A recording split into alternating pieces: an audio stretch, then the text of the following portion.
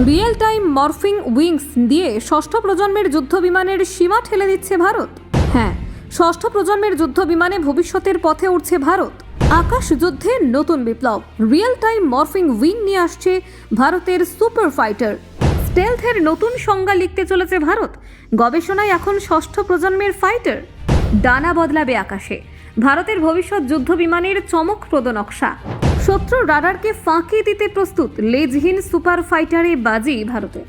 ষষ্ঠ প্রজন্মের fighter concept তাক লাগালো এডিএ। ভারতের যুদ্ধ বিমান আজই গবেষণাগারে। ষষ্ঠ প্রজন্মে বড় লাফ ভারতের। ড্রোন যুদ্ধের যুগে মাস্টার মাইন্ড, ষষ্ঠ প্রজন্মের ফাইটার আসছে নতুন শক্তি। এবার কি হবে ভারতের শত্রু দেশগুলোর? দেখুন, ভারত ভবিষ্যতের আকাশ যুদ্ধের দিকে এক বড় পদক্ষেপ নিচ্ছে ষষ্ঠ প্রজন্মের একটি অত্যাধুনিক যুদ্ধ বিমান ধারণার মাধ্যমে।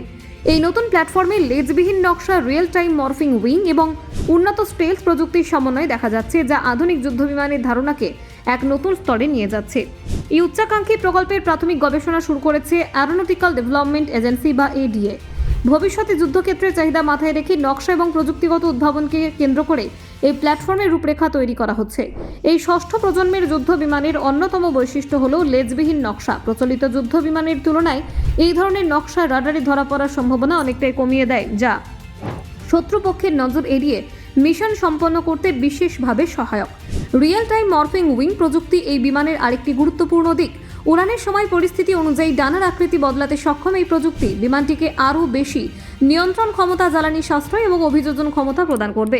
এই fighter concept blended wing body এবং ফুল ফ্লাইং উইং নকশার ব্যবহার করা হচ্ছে। এর ফলে বিমানের গঠন আরও মসৃণ ও সমন্বিত হবে, যা বায়ু গতিগত দক্ষতা উল্লেখযোগ্যভাবে বাড়াবে। উন্নত স্টেলথ প্রযুক্তি ব্যবহারের মাধ্যমে এই যুদ্ধ বিমান শত্রু রাডার, ইনফ্রারেড সেন্সর এবং অন্যান্য নজরদারি ব্যবস্থাকে ফাঁকি দিতে পারবে। এর ফলে গভীর শত্রু অঞ্চলে নিরাপদে অভিযান চালানো সম্ভব হবে।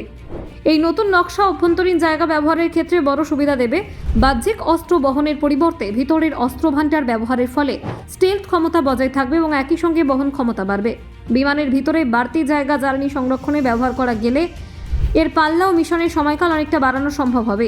দীর্ঘ সময় আকাশে থাকার ক্ষমতা আধুনিক যুদ্ধের ক্ষেত্রে খুবই গুরুত্বপূর্ণ। এই প্ল্যাটফর্মে অত্যাধুনিক সেন্সর, কৃত্রিম বুদ্ধিমত্তা নির্ভর সিস্টেম এবং নেটওয়ার্ক কেন্দ্রিক যুদ্ধ সক্ষমতা যুক্ত করার পরিকল্পনা রয়েছে। ফলে এটি শুধু একটি যুদ্ধ বিমান নয়, বরং একটি পূর্ণাঙ্গ যুদ্ধ ব্যবস্থার অংশ হিসেবে কাজ করবে।